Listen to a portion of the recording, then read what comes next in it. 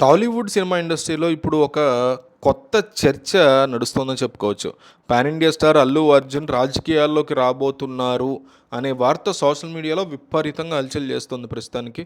ఒక ట్విట్టర్ ఖాతాలో వచ్చినటువంటి ఒక చిన్న పోస్ట్ వల్ల ఫ్యాన్స్ మధ్య, రాజకీయ విశ్లేషకుల మధ్య ఒక పెద్ద ఎత్తున వాదోపవాదాలు మొదలయ్యాయని చెప్పుకోవచ్చు. మన తెలుగు ప్రజలకి సినిమాలు, రాజకీయాలు అనేవి 2 కళ్ళ లాంటివని చెప్పుకోవచ్చు.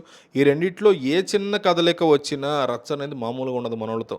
అలాంటిది అల్లు అర్జున్ లాంటి ఒక స్టార్ హీరో రాజకీయ ఎంట్రీ అంటే హడావుడికి నెక్స్ట్ లెవెల్ ఉంటుంది.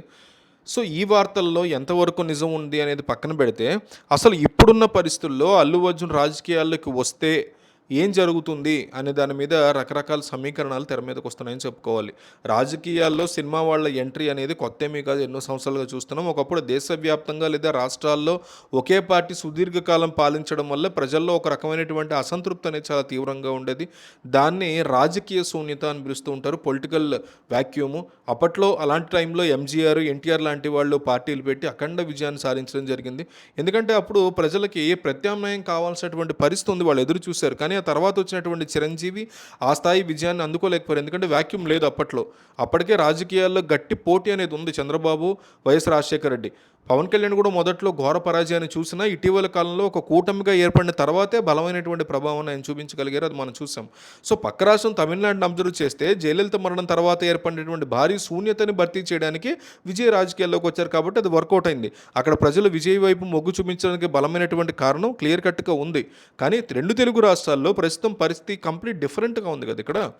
సో ఇక్కడ మహేష్ బాబు, ప్రభాస్, ఎన్టీఆర్, అల్లు అర్జున్, రామ్ చరణ్ ఇలాంటి ఎంతోమంది పెద్ద హీరోలు ఉన్నా రాజకీయంగా చూస్తే ఎలాంటి అవకాశం ఉందా లేదా అనేది బిగ్గెస్ట్ క్వశ్చన్. చంద్రబాబు తర్వాత లోకేష్ ఆల్రెడీ రెడీగా ఉన్నారు.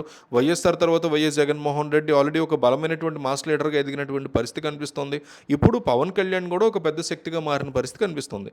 సో ఇలాంటి 3, 4 బలమైనటువంటి నాయకులు ఆల్రెడీ ఎస్టాబ్లిష్ అయిపోయి పార్టీలకు క్యాడర్ కూడా ఉన్న తర్వాత వేరే వాళ్ళు కొత్తగా వచ్చి పార్టీ పట్టినా, ఉన్నా, కొత్తగా వచ్చినా సక్సెస్ అవ్వడం కష్టం.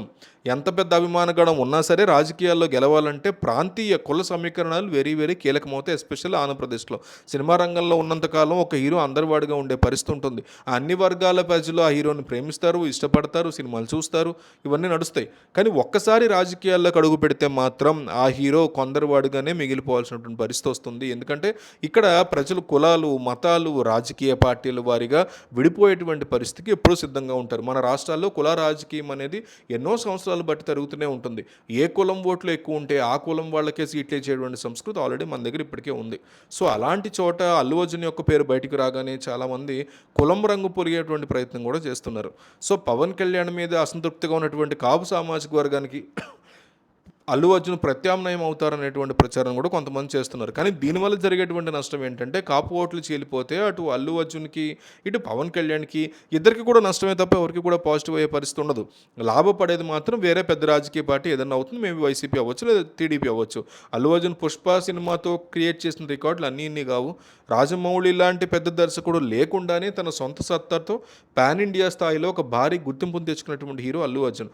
కేవలం తెలుగులోనే కాకుండా మలయాళంలో కూడా ఈయనకి విపరీతమైనటువంటి మార్కెట్ ఉంది, మనం చూసాం.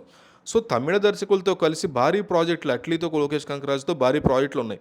ఈ టైంలో కెరీర్ని వదిలేసి రాజకీయాల్లోకి రావడం అనేది చాలా పెద్ద తప్పు అవుతుంది ఆబ్వియస్గా.